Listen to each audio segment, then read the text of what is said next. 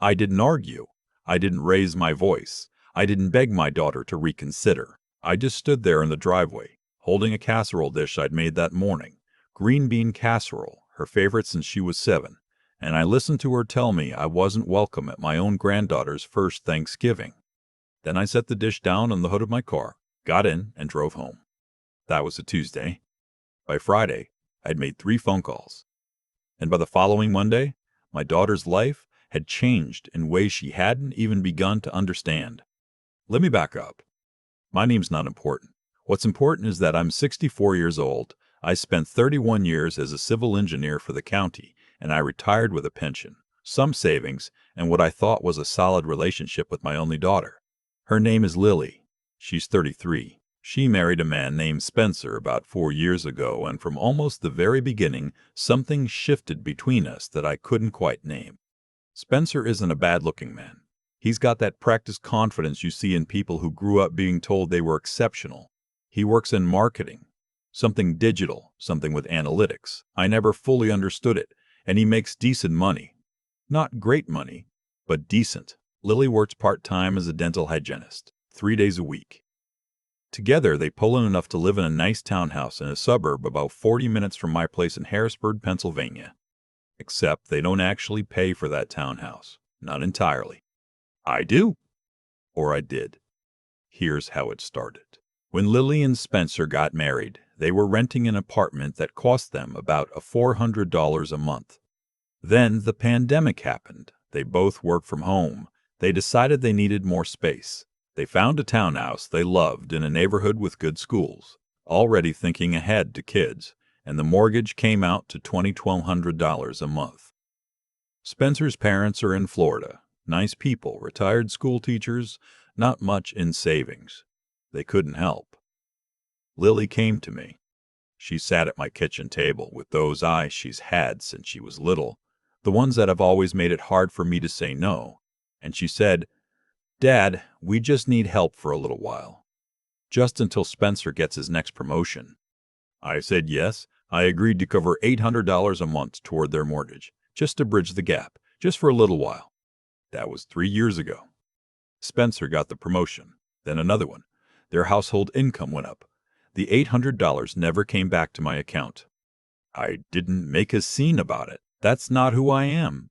I figured they were building their life, saving for the baby they'd mentioned wanting, paying down some credit card debt Spencer had brought into the marriage. I told myself it was fine. That's what parents do. You help. But here's what I also did, because I'm a practical man and I've been around long enough to know that money and family are a combustible combination. I kept the payment running through my account directly to the mortgage servicer, not to their account, to the lender. Every month, my name went on that payment. I never made a fuss about it. I just kept a clear record. I also paid for their car insurance, both vehicles, because when they got married, Lily was on my policy and it was cheaper to keep it that way. I paid for Spencer's dental work the year he needed a crown and a root canal, and their insurance only covered half. I paid for the home warranty when the HVAC unit went out the first winter. I co-signed on the townhouse lease-to-own agreement because Spencer's credit wasn't strong enough on its own at the time. I'm not listing these things to make myself sound like a saint. I'm listing them because my daughter apparently forgot most of them. Or chose to. The trouble with Spencer started small. He'd make little comments at family dinners, jokes that weren't quite jokes, about how Lily had her dad wrapped around her finger. He started calling me by my first name, Douglas, in a way that felt deliberately casual, like he was reminding himself, and me, that I was just another person in the room. When I'd stop by unannounced, I'd occasionally get a text from Lily an hour later saying Spencer preferred if I called first. Which was fine, actually. I understand that. I started calling first. But then it was more than that. Willie stopped returning calls as quickly. When they came to my house for Sunday dinners, Spencer would sit at the table looking at his phone and give one-word answers. Once, I showed him a photo of a hiking trail I'd done with some friends from my old department, and he said, "Cool," and went back to scrolling. I told Lily afterward that I felt like I was bothering him by existing in the same room. She said I was being oversensitive. Maybe I was. I'm not perfect. I know I can come on strong sometimes. I have opinions. I talk too much about the Eagles. I once gave them an unsolicited opinion about their kitchen renovation that Lily later told me had offended Spencer because he'd done most of the work himself. I apologized. I meant it. None of that mattered, apparently, because 6 weeks before Thanksgiving, Lily called me to talk about the holiday. We'd done Thanksgiving at my house for the last 2 years. I had a whole routine: the bird, the sides, her aunt driving up from Lancaster, my neighbor Fern, who's been a family friend since Lily was in diapers. I'd already started planning. I'd already bought the good tablecloth. Willie said Spencer's family was coming up from Florida. His parents, his sister, her husband, their 2 kids. 7 people total. She said the townhouse would be full. She said it would be a lot. I said that was great. I'd love to meet his sister properly. We'd have a full house. I could bring the casserole and the pies. There was a pause. Then Lily said, "Dad, Spencer thought it might be better if this year it was just, his family, so they feel comfortable. You know how it is." I asked her to say that again. She said it again. Different words, same meaning. Spencer's family hadn't spent much time with them since the wedding. He wanted it to feel intimate. He thought having too many people, too many different dynamics, might make it stressful. I was too many dynamics. I asked Lily if she agreed with this. She said, "I think it's just this year, Dad. We'll do Christmas."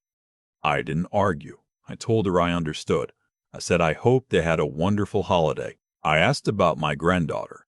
Lily was 7 months pregnant at the time. And yes, I know I buried that detail, but that's how it hit me too, like something I'd almost forgotten could hurt that much. And she said everything was fine, baby. Was healthy, she'd send pictures. I said that sounded good. Then I got in the car and drove to the grocery store and stood in the produce section for about 10 minutes doing absolutely nothing, just standing there, until a teenager in a store vest asked if I needed help finding something. I said no, I was fine.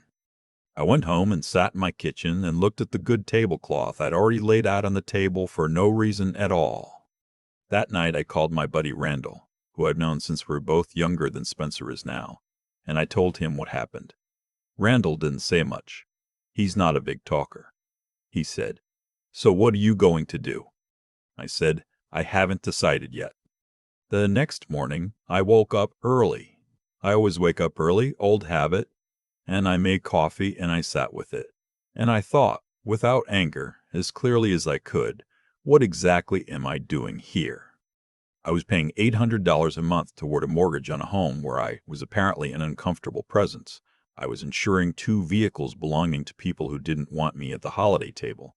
I was a co-signer on a lease for a family that had decided I created too many dynamics. I am not a complicated man, but I do understand cause and effect. I spent 3 decades designing infrastructure. If a load-bearing element is no longer serving its purpose, or worse, if no one acknowledges it's there at all, you assess, you make decisions. I didn't call Lily that day, or the next. I thought for 4 days. Then I made my first phone call. I called the mortgage servicer. I explained that I was a contributing payer on the account, provided my information, and told them I needed to update my payment arrangement. I wasn't removing myself from anything legal overnight. It doesn't work that way. But I could stop the recurring transfer I'd set up from my accountant, which I did, effective the following month. My second call was to my insurance agent. I told him I needed to remove 2 vehicles from my policy. He asked when. I said as soon as the current period ends. He said he'd send the updated documents. My third call was to the attorney I'd used when I refinanced my own house a few years back. I explained the co-signed situation. He told me what my options were, what the timeline looked like, what I'd need to document. I took notes. I didn't send Billy a message. I didn't warn Spencer. I didn't give a speech. I went about my week. I raked leaves in the backyard. I had dinner with Randall on Thursday. I watched the game on Sunday. Thanksgiving came. I drove down to Lancaster and had dinner with my sister Beverly and her husband Tom and their grandkids, who were loud and wonderful, and asked me about 67 questions I didn't know the answers to. I ate too much. I slept in Beverly's guest room. It was a perfectly good Thanksgiving. I found out later from Lily herself how Thanksgiving went at the townhouse. It went like this. About 10 days before the holiday, Lily had logged into their joint account to transfer money for groceries and noticed the automatic deposit she'd expected from my account, which she had apparently been tracking, wasn't scheduled. She'd thought maybe it was a processing delay. She waited. It didn't come. She called the mortgage servicer directly. They confirmed the payment arrangement from my end had been canceled. That was when she called me. I was in the backyard when my phone rang. I looked at the screen. I let it ring. She called again. I let it ring. The third time, I picked up. She wasn't screaming. That's not Lily's way. She was using the voice she uses when she's trying very hard to stay calm, which in some ways is harder to hear than screaming. She said, "Dad, is there something going on with the mortgage payments?" I said there was. She asked what was happening. I said, "I've decided to stop contributing." There was a long silence. Then she said, "Why?" Not like a question, like a period, at the end of something. I said, "I think you know why, Lily." She said she didn't. She said if this was about Thanksgiving, she'd already explained. It was just this year. It was about Spencer's family. It wasn't personal. I said, "It was personal to me." Another silence. Then she said Spencer's name, not to me. I heard her say it across the room to him. Heard the muffled quality of her voice as she partially covered the phone. Then Spencer was on the line. Spencer said, "Doug, I think there might be a misunderstanding here." I said there wasn't. He said, "We're talking about a mortgage payment. That's a significant thing to just stop. That affects our credit." I said I understood that. He said, "So you're doing this because we made a decision about our holiday plans?" I said, "Spencer, you've been making decisions about your family for a while now. I've respected that. I'm making a decision about mine." He didn't say anything for a moment. Then he said, "We have a baby coming." I said I knew. I was looking forward to meeting her. He said, "Doug."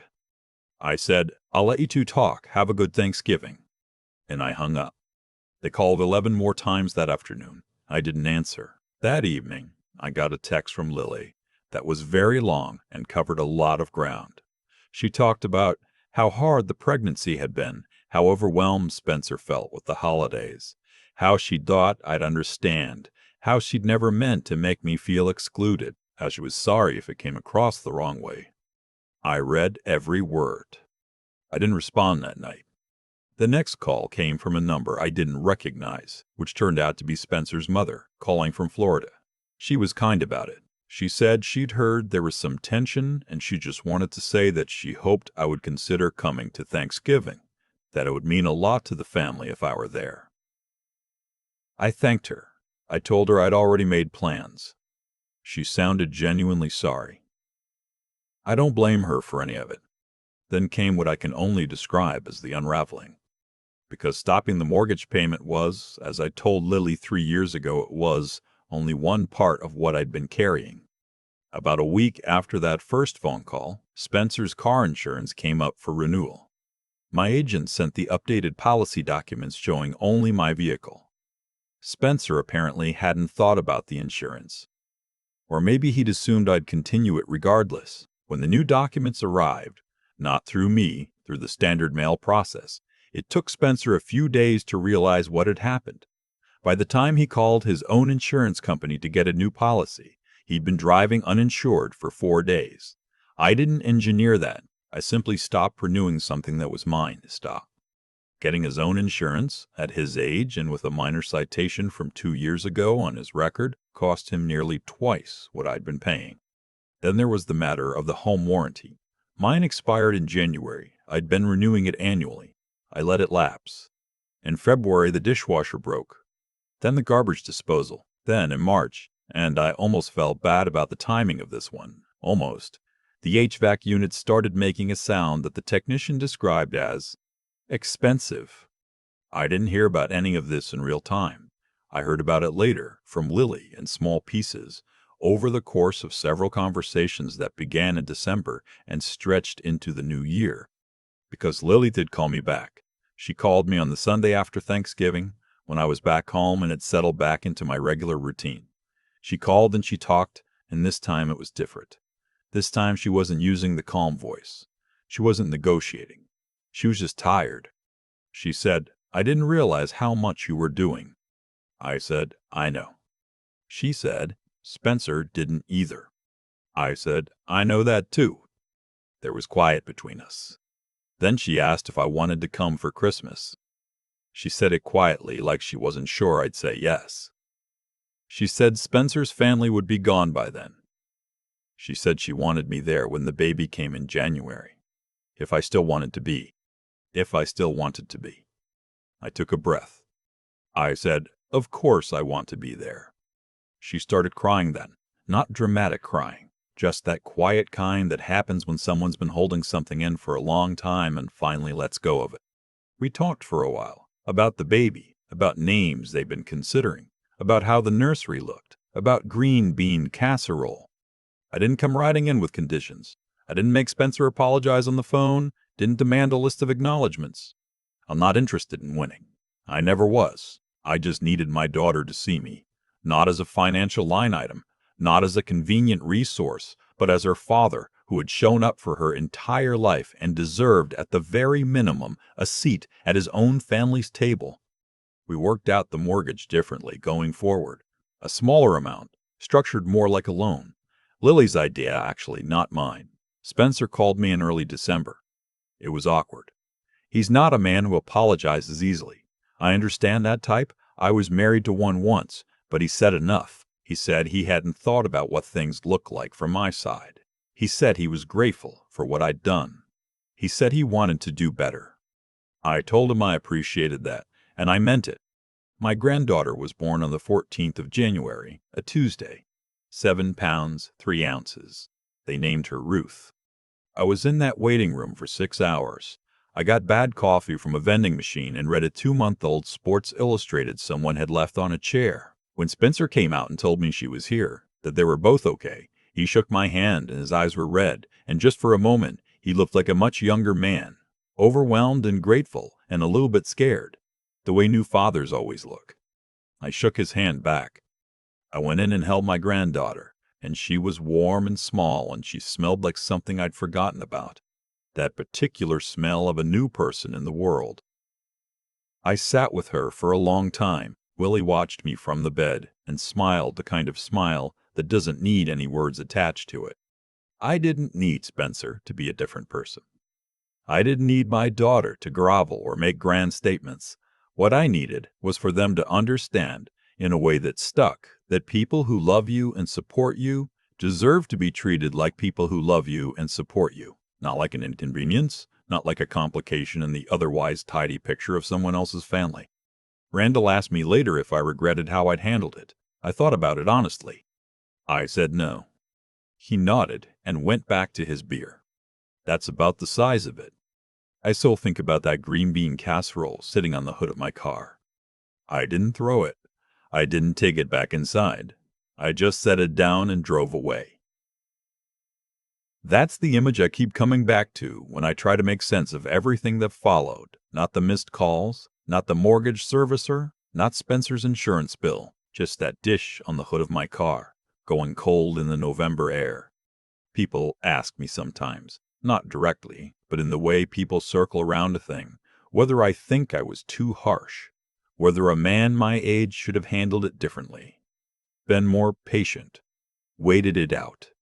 I've thought about that honestly, and here's what I keep landing on. What I did wasn't harsh. What I did was stop pretending that being treated poorly was acceptable and let the truth of the situation become visible on its own.